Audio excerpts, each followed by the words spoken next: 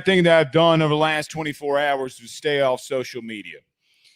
I encourage a lot of you, unless it's sports related, to stay off social media because I want to know what you're feeding yourself. Mentally, I don't know if it's healthy for any of us to continue in this discourse when no one's agreeing. No one's coming together and saying, hey, all right, listen, a bad situation happened whether you like the man or you didn't like the man. How do we come together? There's nobody on social media asking that question. I have not seen one person take to social media, not one. And I've scrolled a lot after getting off of it this morning. I haven't seen one person, and maybe this has happened since I've been off of it this morning, but there's not one person asking, what can we do?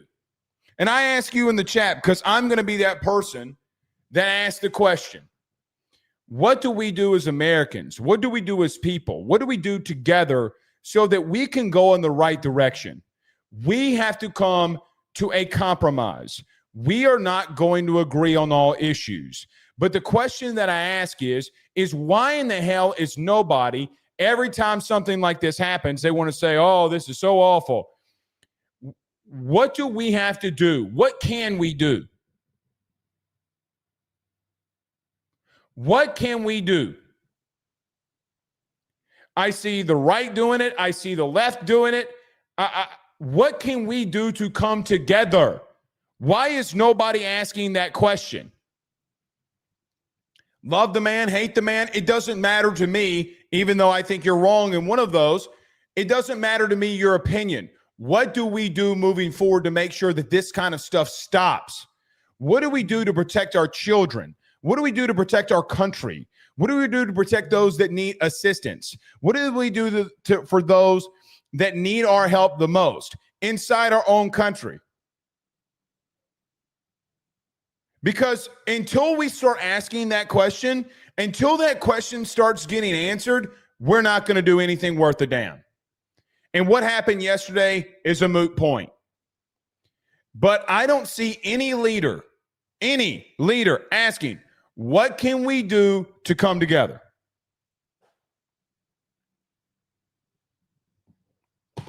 Some of y'all are very sick in the head for some of the stuff that you saw. Today, we unfollowed probably 45 people on social media. Sick people on both sides. Retaliating violence with violence is not the answer. Apparently, having conversations isn't the answer either. What do we do moving forward? Because this is getting out of hand. It's getting out of hand. Good news is that sports starts tonight. And as much as I want discourse to continue to happen, hopefully this weekend and starting tonight, we can get our minds kind of off of it because I can't do it anymore. Can't do it anymore. And I'm not going to. I can't subject myself to it any longer. The hatred is eating me alive, man. I pray for each and every one of you. I do. But I think that I have some form of a decent audience, I think. Not as big as others, not as small as others. But I beg all of you, have you done anything today to make a difference? Have you done anything today to make a difference? Can we all make a promise? We're going to do one thing every day to try to make a difference and make somebody's day better. It takes no effort. Text a loved one. Text a friend. Hey, man, I'm thinking about you. Hey, girl, I'm thinking about you. Just want to tell you I love you. I hope everything's well. I don't know, man. I don't know, but it is. We went live today. We have some family things that we got to get to, and I am going to, after this show tonight, I'm going to spend the rest of the night with my family. I can't believe what I'm seeing from both sides of the aisle. It's disgusting. What do we have to do to change it? If we have to find a platform that we all have open discussions on, then fine. But I cannot believe what I'm seeing. I pray for my children. That's what I know. I pray for them. All right. Let's get moving here. Everybody do us a favor by hitting the like and share. Share to all those groups if you're on Facebook and to all those social media pages. You're watching us, listening to us on FanDuel, on YouTube. Like, subscribe, notification bell wherever you listen to podcast.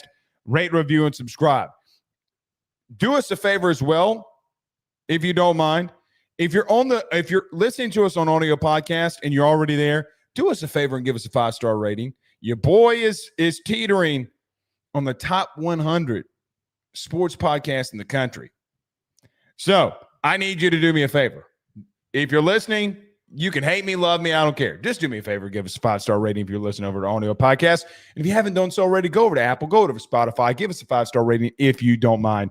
We greatly appreciate y'all doing that. Tonight, keys to victory, as we do every Thursday, Brian Kelly is going to address the media at some point tonight. If we are still live, we will break down some of the things they said. I'm going to actually need some of your assistance here to help us do that.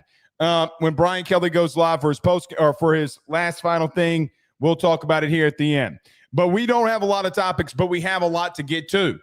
Every Thursday, we do our keys to victory. We're going to give you our 8 things of what I think LSU's got to do to win this game on Thursday out of our opinion. A couple of things defensively, a lot of things offensively, and one key thing that we have not discussed that LSU must fix moving forward to get where they want to go and to get to the playoff. David Waters is here. Good to have David Waters here. Good friend was here last night. Thank you for resharing the tweet, my man. Clint says, love your show from Greenville, South Carolina. 5-star for sure. Thank you so much. I greatly appreciate that. I really, really do. Paul Saul Martin says, here's the harsh truth. There are bad actors in charge that gain nothing financially from peace and unity. The entire political system and climate is more rotten than you can imagine. Oh, I'm with you. I'm right there with you. I think you hit the nail on the head as always, Paul Sub. I really do. Top Tier says, happy to give you 5 stars. Well, thank you so much. Yes, just go over to Apple, go over to Spotify, give us a 5-star rating. Teetering around that top 100 in the country. I can't believe that. I really can't. Got to sit that today. Absolutely insane. But thank you so much for all of you that listening. The 318 showing out for your boy. Jace Meg says 100% Blake. Americans need to come together and not grow apart. No doubt. No doubt. It's really sickening, man. It's really sickening.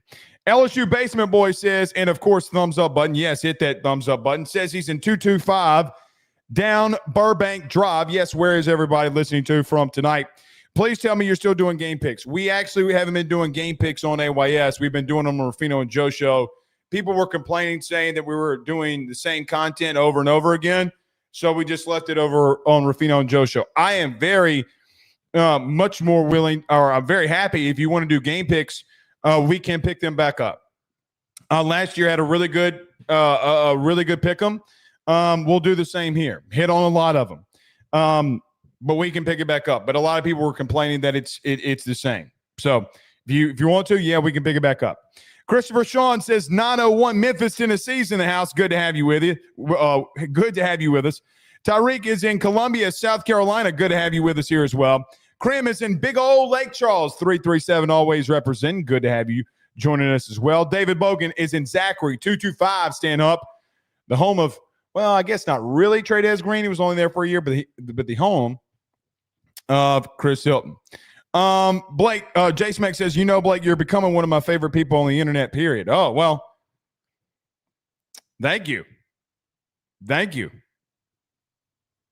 It's the truth, man. Anybody that's a normal human being believes what we talked about in the beginning. Any human being. Because what do we got to do moving forward? Something horrific happened. And listen, this is nothing new to our country. Go back and look in the 60s. Go back and look what's been happening over the last year. This isn't new. This kinds of stuff is not new. But we didn't figure it out in the 60s. Are we going to figure it out now? Or are we going to continue to allow this to happen? Every time I feel like that we have progress, somebody does something to bring us down a couple of notches. That's how I feel. 337 Rain says Rob Boudreaux. My man's out there cutting grass. Y'all already know Rob's out there cutting grass. Rob, I need my grass cut, but I don't think you're coming all the way to the 225 to do it. If you want to, you're more than welcome to do it. But good to have you in here, Rob, as always. All right, let's get moving here. Keys to victory. We've got a lot to get into with keys to victory here. Again, do us a favor and hit that like and share. Share to all those groups. Hit that subscribe button and notification bell if you're on YouTube. We greatly appreciate you doing that. Every episode is brought to you by our good friends over at FanDuel. Guys, go over to FanDuel tonight. Thursday Night Football is going to be on. I have no idea who's playing in the NFL tonight, nor do I really care. I'm more of a college guy. But if you want to go bet on some of the games in the NFL this weekend, college football, massive week 3 in college football. Are you going to take Notre Dame or Texas A&M? Are you going to take Miami or South Florida? Are you going to take LSU or Florida? Are you going to take Georgia or Tennessee? Lots of games that you can go to FanDuel and place your bet on today. Only do it if you got discretionary income. If you don't have it, don't do it. You know, one of the big things we talked about with FanDuel is, listen, we have a particular set of things that we want to talk about. I don't want people losing things over and losing homes, cars, businesses because they're going over to FanDuel. And they 1,000% agree. That's why they have so many safeguards in place. If you need help, go to FanDuel.com/RG or go to 1-800-GAMBLER. Or if you want to just go have some simple fun and bet on some sporting events and some sporting games and football, you can go to FanDuel.com and do it. Also, Garrett Nussmeier still even on the odds to win that Heisman. Do you think he will do it? Do you think that this will be the start of that turning point in the Heisman season? You can go and bet that right now with our good friends over at FanDuel. All right. Everyone hits the like and share. Let me get to a quick break. When we come back, it's Thursday. You know what it is. Keys to victory. Next. Stay with us. He will sell your house and find you a new. Well, Tyler's the man. He's here for you. If you want to buy or sell, well, it's not too late. Dial 955-0008. Just call 955-0008. Y'all call Tyler. He'll shoot you straight.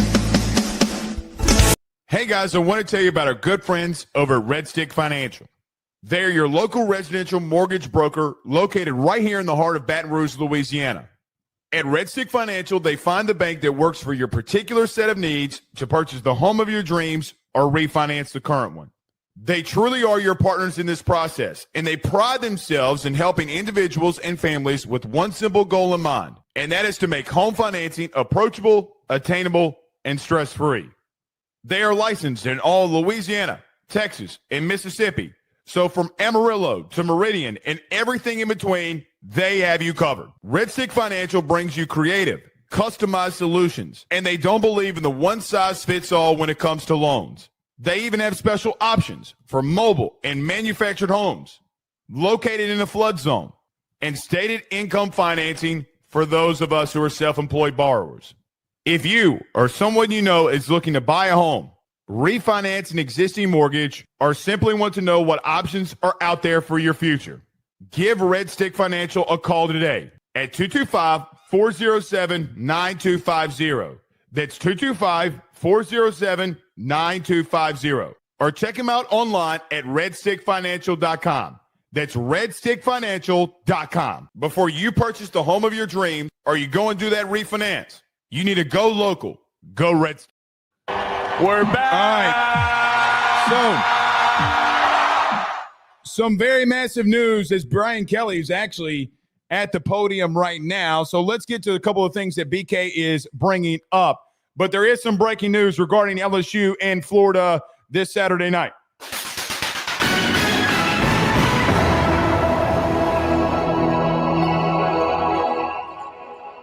Per Brian Kelly, he states that LSU center Braylon Moore is going to be a go and going to be able to play against the University of Florida, stating he took all first-team reps at practice today and that he is good to go. Brian Kelly also states that LSU tight end Trey'Dez Green will be a game-time decision against Florida. He's not where he needs to be just yet. So let's talk about Trey'Dez Green, then we'll get to Braylon Moore. I don't think Trey'Dez is going to go this week. There's no indications that were given to me throughout the week. There's no indications right now. I think Brian Kelly is just saying that to make sure that Florida prepares for it just in case. If you're asking me my opinion, I don't really know the health status of – I say I don't really know the health status. We all know the health status. What the problem is with Trey'Dez Green and the sprained MCL. I don't think that he needs to go this week. I know that you would push the limit if this were a playoff game. If this were a national title game, maybe you would push the limit and say, hey, man, it's up to you. You got to make that decision. Guys, he has no business making that decision right now, and you're going to have to win without him. You're going to have to let him sit this one, and you're going to have to protect him from himself. Let's see what happens on Saturday. Again, this is strictly opinion here. I do not believe that he's going to go. Now, I haven't heard what Brian Kelly said personally, but he does state that he caught some passes today at practice, but still not where they'd like him to be. So Green is going to be questionable for the game on Saturday. Basically, they try to see what he could do, and it's not where he wants to be. So with that being said, unless some miracle happens and he just feels really good, I just don't think that Trey'Dez Green is going to go, nor do I think that he should go.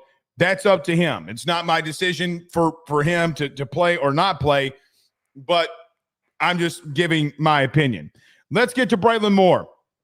Brian Kelly at the podium just now said that Braylon Moore took all the snaps at practice today, and he is probable to play Saturday night versus Florida. Probably the biggest news of the week that you've gotten is that Braylon Moore took all first-team snaps today. I mean, Brian Kelly pretty much confirmed on Wednesday on the SEC teleconference and said, listen, Braylon Moore was there all day at practice on Tuesday. He says he feels good to go, told me he feels good to go. He also said on the telecast, did Brian Kelly on Wednesday that, look, I'm pretty sure he's going to be probable. They came out with last night's injury report, which brought up some questions in reference to it and them listing him as questionable, but obviously Brian Kelly at the podium today saying that he's going to be probable and he's going to be ready to go. So let's talk on that really quickly before we get keys to victory. It's going to be a part of it anyway, but let's get to it. Guys, if this were a game against Southeastern next week, if this were against maybe some other teams in the SEC that we've seen so far, I think it would be like, okay, maybe you can survive without him. And I'm not saying that you can't survive without him against Florida. It's not what I'm saying, because I think you still can beat them without him. The thing is that I do think that they might have the best. And I've talked about this all week. I've talked about it all offseason if you listen to Rufino and Joe show. I do think that that Caleb Banks is one of the best interior defensive linemen in the country. Braylon Moore has got to be there. DJ Chester, Paul Mabenga, and Miles Frazier a season ago struggled in the interior. Bad. And you look at Paul Mabenga and say, well, look, man, this is his first real playing time, first real start coming off that Texas A&M game and Alabama game. That it's tough. It's tough to put a young player in that position. Braylon Moore has shown through one game and one play against really good interior defensive linemen that he is the anchor of your team. You know, last night, the analogy that I gave for Braylon Moore was simple for me. We talk about this in basketball a lot, right? Like, who's the MVP of the league? Like, who's the most valuable player? Now, value is an interesting thing. It should be who's the best player in the NBA that season. But it calls what is the most valuable. I think there could be a scenario where he is one of, if not the most valuable, considering that your offensive line has been more of a weaker link for you the last 2 weeks and last season. He's just really good at what he does. Some of the things that he did against Clemson were big benefactors of how you were able to break some of these long runs against them when you did have them. What happens if you don't have 30 yards that came back off of penalties in that game? Guys, again, I know that you only ran for 108 yards, but you did if you equate or want to equate the two penalties where you had that got called back that you ran for 15 yards on them that gets called back because neither one of the holds were anywhere close to where Caden Durham broke those 15-yard long runs off on. It didn't impact the run. So even if you equate any of that, you say you ran for 138 yards versus Clemson, okay, I can take that. Braylon Moore was a big part of that. Caleb Banks being back and Braylon Moore being back, you could look at it as a scenario of, guys, whoever wins that battle might win the game, ironically enough. And so I look at that situation and think to myself, man, isn't that a good place to be that you get what might be and probably is your best offensive lineman back? We talked about last night, and I still believe it today, clearly. You can survive more without Trey'Dez Green. You have more weapons, you can get involved. I just don't know if Braylon Moore didn't go, that I would feel as good as I would, clearly, that he would. But I just don't know how good I would feel about the outcome based off of what your interior offensive line has looked like, personally. I look at this whole situation and say, this is great. I'm glad. Let's roll with it. Braylon Moore does two things, in my opinion, very well, almost borderline elite. I think he does exceptional job cleaning out the trash in the passing game, giving lanes for his quarterback to throw to, and I think he's almost borderline elite. And this is the best thing I think he does. He does such a good job at getting up to the second level and creating creases for the running backs. Having that and having him could be a big deal, and I think it's going to be a big deal and could be a big deal for why you win here. Definitely. I see a lot of people in the chat saying rest Trey'Dez. I agree with you guys. I just don't it doesn't make sense to me. Unless he feels really, really good on Saturday and there's no thinking that this could hurt even more, then fine. I am not a doctor, but just based off of the injury, how it looked, and what you're telling me, I don't think you need to really test it. As I stutter there, I don't think you really need to test it here. David Bogan and T2 Fresh says, oh, it's Jaden Daniels. Jaden Daniels is going tonight. I should have known that. Guys, when we get into college football mode, I'm just so engulfed in college. But we will be watching Jaden Daniels then after this show. All right. Let's get to keys to victory. Thursday, you know what that means. What does LSU got to do to beat Florida? You know, every week we do our keys to victory. Let's break some of those things down. Tonight, we're going to start off with a defense. Things defensively that I think that you need to do to beat Florida. The first 2 weeks that I've seen Florida, even some parts of last year and things that you did to them, can you keep the 6 guys in the box to stop their run game? Meaning, if they're unable to run the ball with Jaden Ball, and you're only having to keep 5 or 6 guys in the box because you're bringing a very physical presence, and you're able to cover these speedy receivers, obviously it's what you need to do. If you're asking me what I would do early in the game, defensively against Florida, I'm stacking the box. I am making DJ Lagway beat me. Now, I'm not saying sending pressure from the safety guys. I'm not saying send Harold Perkins every play, send the linebacking core every play. It's not what I'm saying. But be able to have numbers in the run game so that you can stop Jaden Ball and get guys that can rally to him. The biggest crux and the biggest problem for Florida has been very simple. Well, number one, they've gone to a lot of 12 personnel. They have tried very hard to keep the run game consistent, and the numbers have lied. Meaning, outside of the first drive and outside of the first 2 drives in the first 2 games, guys, they have had some struggles running the football and being physical up front. If you're able to with your front 6, if you're able to stop them, you got to rally to Jaden Ball. You got to be able to be in full pursuit and get as many numbers to him as you can, because he is a load of a dude to bring down.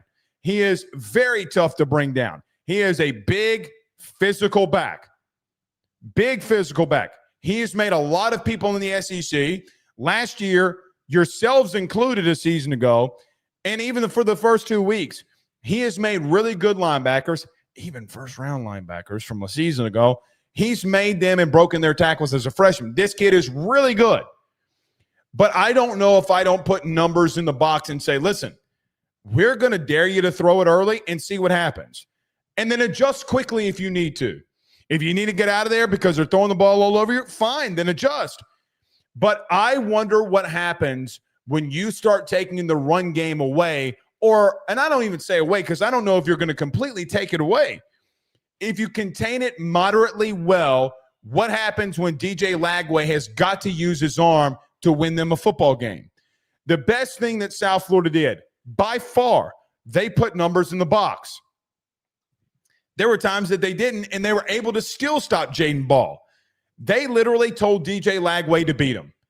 And guys, for what it's worth in the second half, after getting a 20-yard drive that was gifted to him, they did nothing in the second half. They had to go 20 yards for a score. 20 yards is all that they had to go for their only score in the second half. Outside of that, guys, they were literally dominated. What did South Florida do? They put numbers in the box and said, DJ, go beat us. And they did throw a fade route. As we talked to David Waters, to Brown, their electric freshman receiver that's dropped. I don't think South Florida's got the same level of corners that you do. I don't. What I do know is that when you put numbers in the box against them and rally to the football, let's see if DJ Lagway is who he is. I still think the young man's got elite traits. Doesn't mean that he's an elite player yet.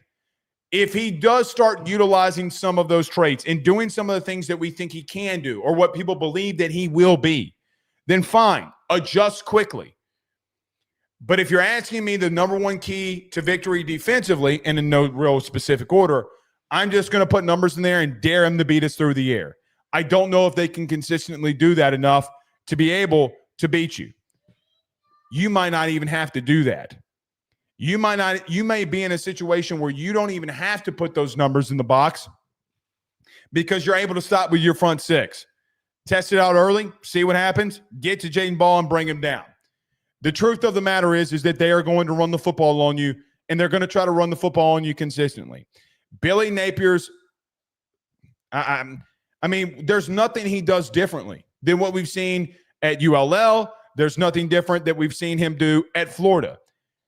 They want to run the ball effectively, and they want to run the football a lot, and they want to go jet sweep, play action, motion off of it, and try to confuse you. They want to get you rolling one way and throw it the opposite. And if they can't run the football in the front six, which you might be able to get to them and do it, fine. I don't know if DJ Lagway can consistently, maybe a couple of plays here and there. I don't know if he can consistently put those plays together as he's not been able to do it the first 2 weeks. Let's test that theory out. Number two, the second thing for defense, from a keys to victory standpoint for me, you got to stay disciplined. Defensively, if you remember a season ago, the number one key to victory for me was if LSU defensively does not stay disciplined and they don't stay in their lanes and they don't do what the play is called for them to do, Billy Napier's misdirection in play calling will bite you in the rear end.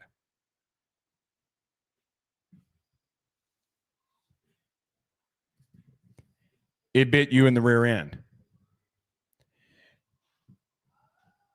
The biggest thing that Billy and company in Florida do offensively is they're going to try to dictate what coverage you're in and use misdirection to get you flowing one way and hit you moving another. Example. Guys, you know what kind of offense you've probably seen Florida just as much as I have. They're going to run a jet motion sweep, and they're either going to do a pop pass jet sweep or they're going to run inside-outside zone off of that jet sweep motion. Get his safety out of the box, make him run with a wide receiver, and then we're going to try to go and get numbers. It's not a bad philosophy. The problem is if you don't stay disciplined, if you do stay disciplined, then it's not going to have a lot of success. South Florida stayed disciplined. I thought LIU stayed disciplined in the second half, and that's why they couldn't move the football the way that they wanted to. Billy's going to try to give you eye candy. He's going to try to deceive you.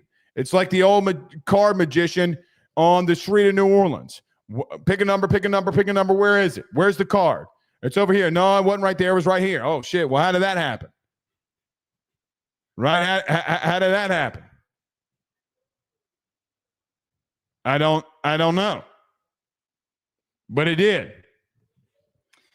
Last year, I didn't think you were disciplined. This year, I think that the thing that I feel very confident in this week is that I feel confident in the play of your safeties. Guys, one thing we haven't talked about through the first 2 weeks is how good I think that A.J. Halsey's played, how good Jordan Gilbert has played, crazy enough, and how good in moments and times TaMarcus Cooley's been. I think TaMarcus, although not making all the spectacular plays, has been able to give you such good quality snaps and coverage that it's allowed you to, the other 10 guys, to do what they need to do for this kind of defense that Blake Baker wants to run to be successful. AJ's been really good. The one thing that he's been very good in is not being misconceived in the run game or in the little passing game, play action stuff that they try to utilize. He's done really well in that. He did well of it, borderline elite in it against Clemson. If he doesn't trip over his own feet, guys, he might make 3 of the biggest plays defensively in the second half versus Clemson. Last week, they tried to throw the ball right at him. The receiver got absolutely demolished. And you notice A.J. Halsey, his name doesn't get called the rest of the night. Why? They didn't go in his general direction. Safety play is going to be massive here. Not being misconceived about what you're seeing is going to be massive here.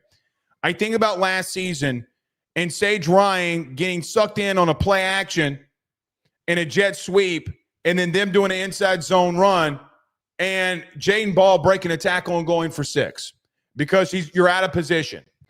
I think of the slant and go where Stamps is expecting coverage and help on top of him, and it's not there. Safety play for you this week, and eye discipline and not going for the misdirection and staying locked in and focused and knowing what you need to do. Knowing your job this week has never been more critical. If the safeties stay locked in and focused, I think you're going to have a really, really good night. This is why I love that you spent the money that you did in a game like this to go get a guy like A.J. Halsey. AJ ain't backing down from nobody. And in games like this, where you need to be disciplined, but also bring the fire, there's really not, guys, a lot of people over the last, I would even say, decade that I just have the utmost faith in that's going to come downhill and put his head in your chest and try to knock you out. We've seen him do it against us, literally. My key to victory as from a player, I think that I think A.J. Halsey's presence is going to have to be known. It's going to have to be felt because teams that Billy beats, teams that Florida has success on, if you go and watch every single game, the safety play is suspect at minimum. They like to attack it. I think A.J. Halsey is going to play a key role in this one because of how much and how well he can tackle, but you got to stay disciplined in your back end because if you don't, well, they're going to hit a big play on you. They like to leak their tight ends out and run wheel routes with their tight end as well. Again, misdirection. Everything going left, throw a wheel route to the right and get their big tight ends in motion. Tackling on the perimeter at the line of scrimmage will be massive. They want to get safeties out in isolation. They want to get linebackers out in isolation. Can 13, 0, 2, and 10, along with 33 and 40, be who they need to be? If they are, you're gonna dominate this game again defensively. So quite frankly, I think why you dominated the way you did against Florida in year one under Billy Napier in 2022, and why I think you dominated a lot in that second half against them offensively in year 2 in 2023. All right. Last thing for me defensively. Guys, I do think you're moderately going to be good in the run game. I think that the safeties have shown that they can be highly disciplined. Guys, I know Blake Baker's going to do this, but another just key of victory for me, get after DJ Lagway. What we've seen from DJ last season and into this one, guys, once he gets pressured a couple times, he's just not going to sit in the pocket. He's going to get flustered. He's going to think that the time's running out, and he's going to get moving and make some inaccurate throws. There are going to be times where he makes a lot of accurate throws, and you're like, damn, how did he get out of that and make the throw that he just did? Guys, he's really talented. He's a very, very talented quarterback. I think with more reps, he is going to be one of the best quarterbacks in college football. He needs those reps. But I feel as if that he can get rattled quickly, even if you're not getting home. What do I mean? Guys, we have seen teams against DJ Lagway that even when they start pressuring him, he just feels as if that he's got to go. Get out of the pocket. Don't take negative yardage. And there have been times where he has had absolutely clean pockets where he has no business rolling. He has no business getting out of that clean pocket. But he feels like he doesn't have the time. If Blake Baker is going to be aggressive against Clemson, if he's going to be aggressive against Louisiana Tech, you damn well better expect that he's going to be very aggressive against DJ Lagway. There is something in this game that worries me a little bit more than the first two, though. If you're unable to get home, there is a strong chance that they can hit one on you. Guys, they got a lot of speed at receiver. A lot of speed. I think that between Eugene Wilson and Vernell Brown III, I think that this is the most speed that you've seen, like legitimately, from the wide receiver core. I think they got more speed than what you saw against Clemson.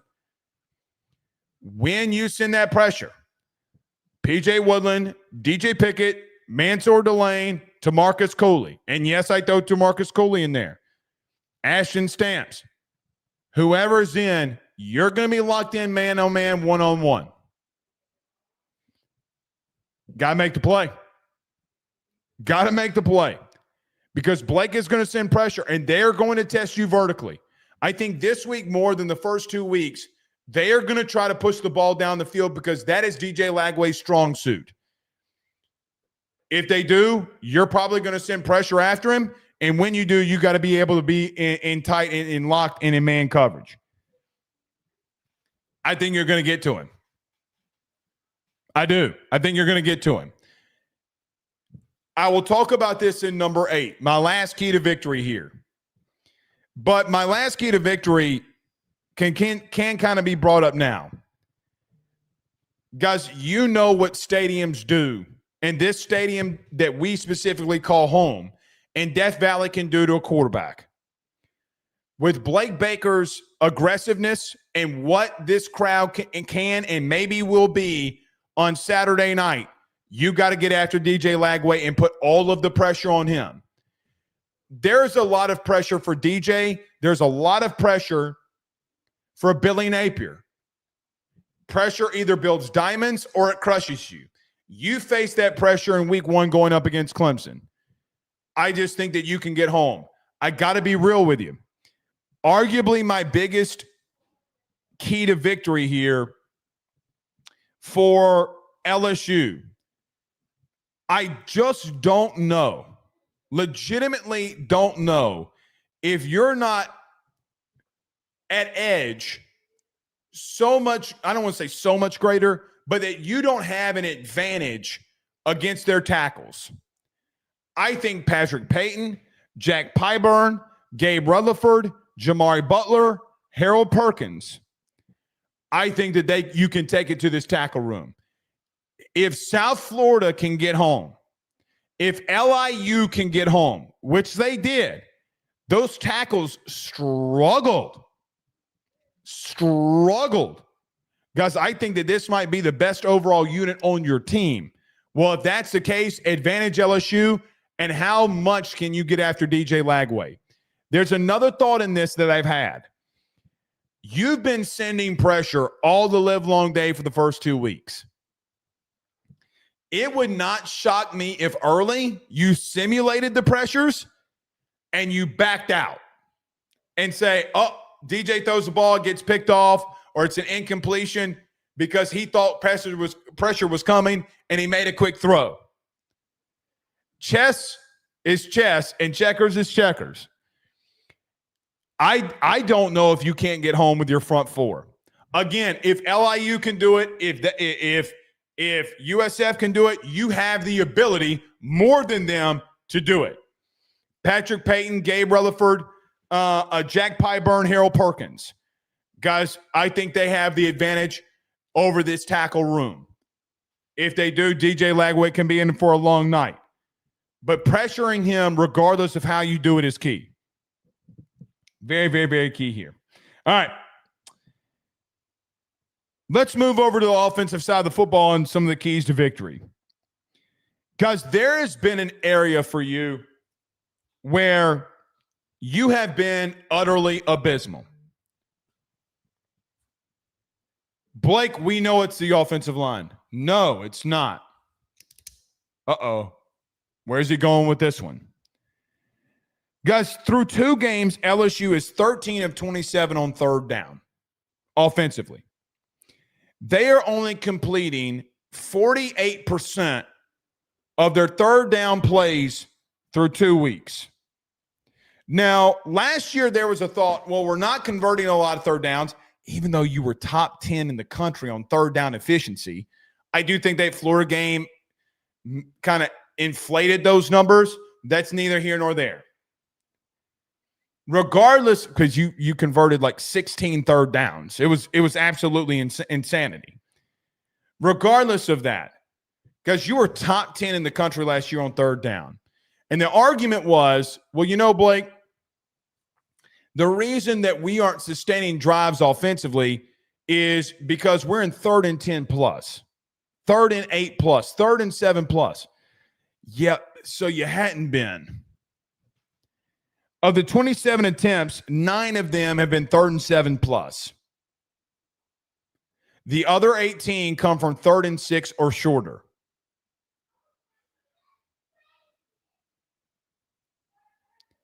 You got to be able to start converting on third downs. If that is getting to Garrett in his head this week and saying, listen, if it's 3rd and 6, hit a check down, hit the quick slant, hit the drag route. Let's keep the sticks moving. You did it against Clemson, and it's why you were able to win the game. Guys, quite frankly, the argument cannot be used that you on 3rd and 6 or shorter should not be able to start completing some of these third downs. Guys, 48% on third down is atrocious. If you want to be honest, it correlates to the red zone, meaning, which we're about to get to the red zone here in just a minute. It's actually next. Third downs in red zone are where offensive coordinators and offense make their hay. You've been abysmal at it, quite honestly. Blake, they're completing 48%. Guys, there are teams right now through 2 weeks, they're completing 95 to 99%. Now, teams have played nobodies. But last week against Louisiana Tech, you went 4 of 11 on third down. 4 of 11. It's not good enough. You got to know what you're seeing. You got to know what they're running defensively from a coverage perspective. And you got to know where your guys are going to complete these third downs. You cannot let a defensive line like Florida's be able to tee off on you because you don't know where to go. On the opposite side of that, or the same side but other side or other way of this, guys, can you run the football in critical situations? The answer right now through a year and 2 weeks is no. Okay? Right now, it doesn't appear like consistently that you can just go out there on a 3rd and 3 and run the football and get a first down. It's not what it seems like because you haven't been doing it on third down. You have been atrocious. You have been god-awful. And until you start fixing that offensively, guys, you're going to continue to be clunky. I think play calling has a lot to do with it. I think not knowing where you needed to go with the football has been a lot of it. And conservatism has been a lot of it too. Like, for example, first third down, second third down that you had of this entire season. You ran a draw play on 3rd and 11 and you punted the football because you knew your defense was going to be good. Sounds good. All right. You were playing a little bit of field position. I don't care about that. That's fine to me. If you know that your defense is going to be good, play a little field position early and see what happens. It's those 3rd and 3 situations that you couldn't convert last week that quite honestly drive me crazy. Some of it's not on play calling. Some of it is that your offensive line has got to turn a switch on. There's got to be a switch flipped for this offensive line that says no more. Because I know that they're trying to do a lot of different things. I don't know personally if they don't need to break it down to the studs and say, let's go wedge blocking. Blake, what's wedge blocking? Everybody take a step to the play side, meaning right or left, go where the ball's going and run. Stay low and try to push anything that moves in your general area. Guys, I know of offensive line coaches that literally will tell their offensive linemen, listen, regardless of the call, like let's say you got 34 zone, just a basic 34 zone, not zone read, but you're just handing the ball off into the B gap. Just going to hand the ball off to the running back in the B gap. Simple zone. I know of offensive line coaches that preach, we're going to wedge block, and unless you see a linebacker darting down and just coming straight down and running right at you, double team and get push on the interior defensive lineman and just push them. Push that defensive lineman back into the linebacker and let's go get 3 yards. I don't know if that's not what you need to do. Wedge blocking has been used for generations. Guys, a lot of teams, especially in the NFL, you're going to see it. A lot of people dictate it as zone blocking schemes. Yes, it can be confused of it. But if you see 2 offensive linemen that are just constantly dominating one human being and the ball's going right behind them, they're not giving 2 shits about zone blocking schemes. It's called wedge blocking. I'll never forget this. My old high school head coach, God bless him, I went into one of the games one week and we were just told we're wedge blocking all freaking night. It was against A meet of all teams. Don't worry about the second level until we tell you to turn it on. And guys, we just try to dominate the defensive lineman that was in front of us and take it right to him and not worry about anything else. Take on the whole man, not the half man. Maybe you got to break it down to the studs. I don't know. But if I'm running 34 zone, I'm telling Braylon Moore and I am telling Josh Thompson, double team the defensive tackle and don't worry about a linebacker unless he's shooting down a gap. Then go and do it. Don't throw the baby out with the bathwater. But if they're sitting and reading their keys and they're just sitting there, double team his ass all the way up there to the second level. Don't try to go to the second level too early. Kind of prolong it. That's basically what wedge blocking is. You've been abysmal on third down, and you got to find a way to run the football on third down. You got to give Garrett help there. You haven't done it.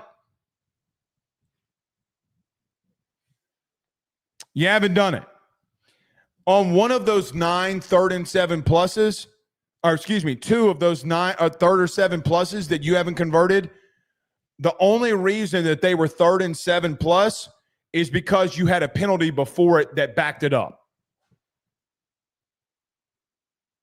Meaning you have been good and moderately good at being balanced and getting into moderate third down situations. What you have not been good on is converting them. Guys, you can look up if there's an area Remember I said this, because I'm going to clip this if we need to. If LSU wins, it's because offensively they beat Florida on third down. Now, there could be other factors like turnovers, whatever. But LSU wins, they've beaten Florida on third down. Got to stay on the field this week, man. Got to stay on the field this week. So third down, been absolutely atrocious. In reference to that, well, Blake, what do you think they need to do? Offensively, guys, I'm giving Garrett Nussmeier some quick throws early. I think you need to get him in rhythm. I think that there is a philosophy that we saw South Florida do that wore this defense out. Guys, some of these quick hitting stuff has been really good and was able to help South Florida hit some big passes late. I want to exhaust this defensive line because I want them to try to rush after Garrett and then be in a situation that the ball was out so quick that they couldn't make a play. Hitches, slants, screens, bubbles, diamond formation, whatever you want to do, I don't care. I do think that there's an avenue that some of these quick passes to a big-bodied receiver, meaning like Nick Anderson, can work. Because they played cushion and gave cushion against South Florida, who does not have the speed like you do on the boundary. They just don't. They still played off coverage. What do we know about Ron Roberts? Guys, he's going to play off. There's not a lot of man bump and run, man coverage that they like to do here. I mean, at least they haven't shown it a lot at Florida. Well, look, it's kind of why Florida and Corey Raymond didn't work, if we're going to be real. I'm utilizing Nick Anderson this week because South Florida early in the game, with some of the screens that they hit, which I still think is crucial for you, guys, there were like 7 throws that they made on quick hitch routes. They got them 9 yards because they were playing so far off. If they're going to play that far off on you, you got to execute it, and Garrett's got to make the throw. You can do it at Trey Diaz. You can do it to Nick Anderson. Do it to whoever you want. I don't care. But I still think if they're going to play that far off of you, then fine. But if they start coming up on you and trying to jam you, then let Barrion Brown and Chris Hilton go eat. And I mean the both of them. Let them go eat. Let Aaron Anderson go eat. Because they just play soft on the boundary. And I'm not saying their corners are soft. They actually do a really good job at coming up and tackling. But they play a lot of off coverage. And you got, guys, 9 yards is 9 yards. And quite frankly, you can use the 2nd and 1 a lot. Anybody can. I think this part will be very beneficial for you if they're going to play off. Quick throws, slants, hitches. When did LSU go away from throwing a quick hitch or just throwing a hitch route or a slant route? When did they go away from that? You know, one of the biggest plays that you had this year in the pass game literally came off of a slant. Guys, sometimes being simple works. Let Nick Anderson run a hitch route and see what happens. Catch the ball, by the way. Catch the ball. If they're going to play off, take it to their ass. I equate this to a game that we played last year. Guys, remember when Arkansas played so much of soft coverage on you and Garrett just kept throwing that damn hitch route? I think you need to do some of the same. Oh, apparently I said a pause-worthy comment. But what, take it to their ass? No pause. No pause. Take it to them. They play soft. Some of these quick throws, you got to get Garrett in a rhythm. Once you get him in a rhythm, then open it up.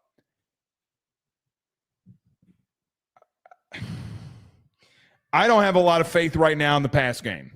I don't. I think you have the potential. I think you got utter worlds of potential. You got to show me to where I can have faith. Because I've been at 14 practices. I've seen you for the last 2 weeks. And there's just not a lot that you've done outside of the receivers making massive plays that gives me a lot of hope. What gives me the hope and gives me back to where I think we all kind of are is mainly due to the fact that I think you have a lot of potential. A whole lot of potential. Guys, I don't think that you can beat this team if you just do some of the same Rudy Poo shit that you've been doing offensively. What in the good wild world is Joe Sloan going to pull out this week? I do think Brian Kelly is going to be involved. What we heard from him after the game, I don't know how he's not. He was pissed.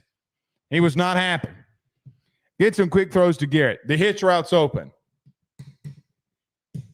Because if they're playing off against South Florida, they're going to play off against you. Go get the 7 and 9 yards, and let's call it a day. Let's go on to the next play. It's not that difficult. Garrett's got a massive arm where he can make that throw. I don't want to hear. I've been asked by a lot of you, do I think he's hurt? So what? You're good enough to play the last 2 weeks. If you can't throw a 7-yard hitch route, then we got more things that we need to talk about, right? Like then if you can't do it and you can't do it consistently, then we need to get you out of there. When did shit become so? Watch Jaden Daniels tonight. Watch these offenses tonight. I guarantee you that A.J. Brown, I guarantee you that Deebo Samuel is going to catch a quick slant or going to catch a quick hitch or just a basic hitch. It's going to happen. We don't utilize that. We don't do that. When did our offense become like too dynamic or try to be too dynamic or too creative? Go run a fucking slant. You get what I'm saying? I think some of you do. All right. Couple more here. You got to play cleaner offensively. Guys, you had 2 fumbles versus Clemson. Luckily, only one of them generated points. Against Louisiana Tech, you had an interception, you had 2 missed field goals, and you had to settle for 3 times. Guys, turnovers and stalled drives because of penalties have killed you. You got to play cleaner. You got to stop making so many mistakes. I think the mistakes are coming because of stupid penalties. I think they're coming because of stupid things that you've been doing in the run game and just stupid schematic stuff. But guys, the turnovers in this week, being turnover free is quintessential. You will not beat them if you have more than 2 turnovers. You're not going to be able to overcome it. Last year, you turned the ball over 4 times in this game. 4. Uno, dos, tres, cuatros. You turn the ball over 4 times. You do that again, you're getting beat. You're getting beat. You've been really good at not turning the ball over. It is of my opinion that last year your biggest problem outside of the run game was that you just turned the ball over way too much instead of punting the football. You've gone too conservative in some instances. I don't think hitting a hitch route is conservative. I think getting 9 yards is a really good freaking play. A borderline, really good play. You go 9, 10 yards, guys, you're going to be out there 5, 6, 7 plays, and it's over with.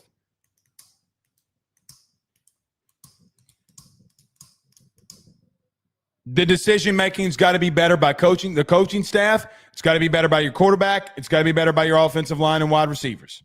Bottom line, the mental mistakes that you had last week and the mental shit that you did, guys, I feel like after watching that game, and I haven't done this through 2 weeks, because you haven't lost. And I want to be positive and say, listen, we're going to get some things corrected here. But, guys, some of the decisions we've made the last 2 weeks have been dumb. Utterly dumb. You turn the ball over, you're not winning. And you have had the perplexity to do it. This team will make you pay. I don't give a shit who they lost to. You start turning the ball over, you're in big trouble, buddy. All right. Couple more things before we get out of here. I think that you got to do some special stuff against Caleb Banks. I think he is a very special player. I think Braylon Moore, and wherever 88 goes, that's where you got to send your center unless it's an all-out blitz or Braylon Moore's got to bail out. Last year, DJ Chester did not give help to Paul Mabenga ever in pass rush, and it killed you. Teams that have not game planned and utilized putting two people on 88 have paid for it. Ask Ole Miss, ask yourself, ask Texas, because even though they lost, they still paid the price early in that game. Ask Mississippi State, ask any team that you'd like. Ask Texas A&M. Ask them ask Marcel Reed why he was having to run for his life so much. Marcel Reed was just able to outrun Caleb Banks. The reason Marcel Reed is running all over the place is because 88 is whipping their ass. Their left guard is getting his ass whooped. Teams aren't putting two offenders or offensive linemen on him. You better game plan and know where 88 is at all times. And I don't know if they're just going to send 4. If you don't tell Braylon Moore all week, you're giving help to whatever side that 88 is on. Let the other interior defensive lineman beat you. Do not let 88 get in the backfield and beat you. He made Garrett's life a living hell last year. What is his conditioning level? Is he able to go this being week 1? Guys, we're going to figure all that out. I don't know the status of him and what his real health is. What I do know is if this dude's ready to go, you better game plan for him because this kid can play. Hot take. Caleb Banks is the best player that you've played against all season, in my opinion. I just don't believe that TJ Parker is better than him. I don't think Peter Woods is better than him. I don't. I legitimately don't. I think he is that disruptive. I think he is that good. Know where 88 is at all times, and if you handle business, and look, he's going to get his. He's going to get his. You got to take care of business. And you got to double team him and get hands on him. And guys, sometimes you got to know where he is and run away from him. He can be that dynamic. All right. As we wrap it up here, the final key to victory on this glorious night before Florida. I don't even need my notepad. Guys, LSU is going to win this game because of you. Yes, you. All of you that are going to this game this week. I think, and I've been waiting to say this all week, I think this crowd's going to get to them. And you need to show them what Death Valley's all about. I think that if you are the true Death Valley and you take it to them, guys, I think that they can have problems. The biggest issue too that Florida's had, the pre-snap penalties have been atrocious. The miscues because of the lack of communication is atrocious. Guys, they have been god-awful at communicating and doing the things that they need to do there. Guys, they're coming into Death Valley, and we better live up to that reputation to take it to them. And I think that they will. All right. We're out of here. I got some family things that I got to take care of. That's why we're live a little bit early. Until then, we'll see all of you soon. I hope all of you have a blessed night. Go hug somebody. Go hug your children. Go hug your mom. Call your dad. Tell him you love him. All of y'all be kind to one another, man. We'll see y'all soon. See y'all on Saturday night. Peace.